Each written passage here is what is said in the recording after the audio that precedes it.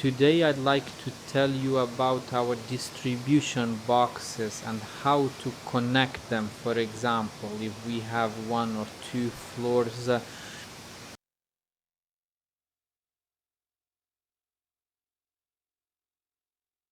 I identify three fundamental categories of connections.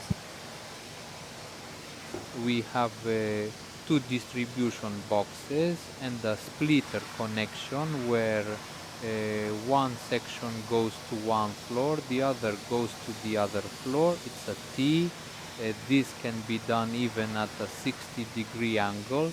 No, kako ka një da or 90-degree angle so that it goes straight in that direction. So here we have a branched connection, then we have a through one. The heat recovery unit is somewhere on the ground floor, or rather in the garage or a utility room. From there we move to the ground floor ceiling, and here we lay out our ventilation ducts, and this goes up to the second floor, and up there we also lay out our ventilation ducts. The third connection is what I call a terminal distribution box. We place one box, let's say, in the garage, and then we go to the ground floor where she lay either on the floor or in a suspended ceiling, and from this point and then we lay the ducts in the ceiling. Which connection is the best? There are experts on Facebook who recently got into this, but they are excellent at marketing because it's easy to do this, putting in the least amount of effort possible, and they just take central distribution boxes, so this is in a single location, and then distribute ducts throughout the building. And if it's just one story, it's a brilliant solution because neither this nor that might really work, depending on the circumstances. But they'll distribute it from one place to one, two, even three floors. What is all this about? It's all about system resistance. Say we use something like this, a terminal central box. And we have two floors. On the second floor we use a 75 millimeter duct, say 10 meters across the floor. We do one 90-degree bend to go down and a second 90-degree bend to get to the utility room. We do this with a 70 millimeter duct. 10 meters of this duct at an air velocity of around 3 meters per second gives us a resistance of about 40 pascals. No? 10 meters plus, say 5 kaisze. So it goes down to the utility room, that's 20 pascals. That gives us 60 pascals plus 2 sharp bends. That's if we use 10 meters of this ventilation duct, then we have 2 bands, which means 40 and 40 pascals. That's 80 plus 70. That's 150 pascals if we want to get from the central box to a room on the upper floor. 150 pascals with the 75 millimeter duct.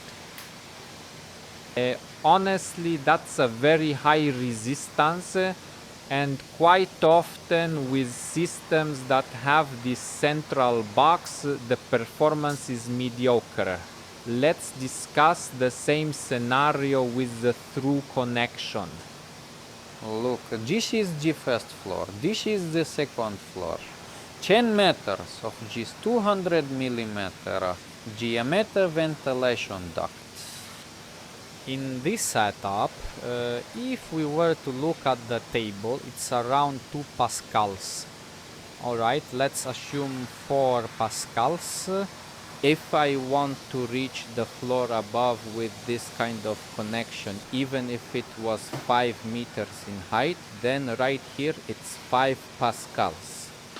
Plus 10 meters of the ventilation duct, which I can set up here, because there are no bands here. That's 40 pascals.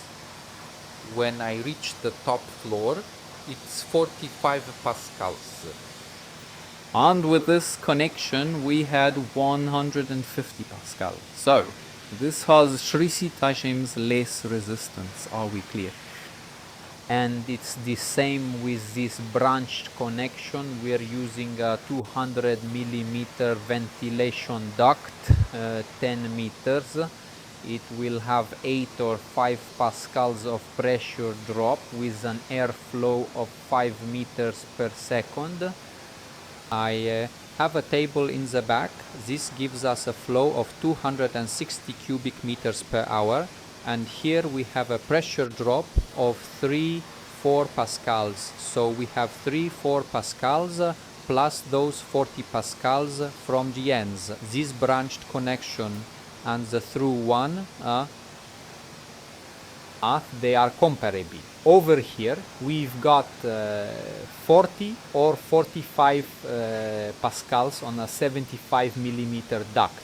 And here 150, 3 times more resistance. That's why when we have 2 floors, we use these through boxes or a branched connection to reduce the system resistance. So, if someone thinks the best solution is a system with a single central box and all ducts going out of it, then let them believe it, but physics tells us something different. Some say it's difficult to set up the flows here. It's not difficult because you can use this. You can in a given moment increase system resistance on the plenum boxes. So if you're setting it up and you have 2 floors, remember these 2 solutions, and they are 3 times better, which I just proved that, well, let's see, twice as good, so as not to overdo it with the marketing.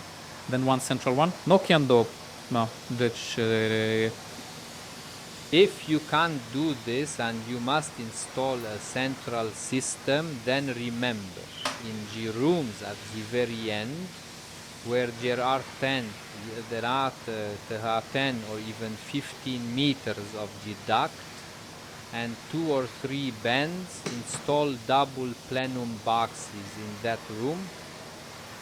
So for example, it's not 275 millimeter ducts, but 4 to make it easier, to make it work much better. I have now explained what to do depending on the number of floors.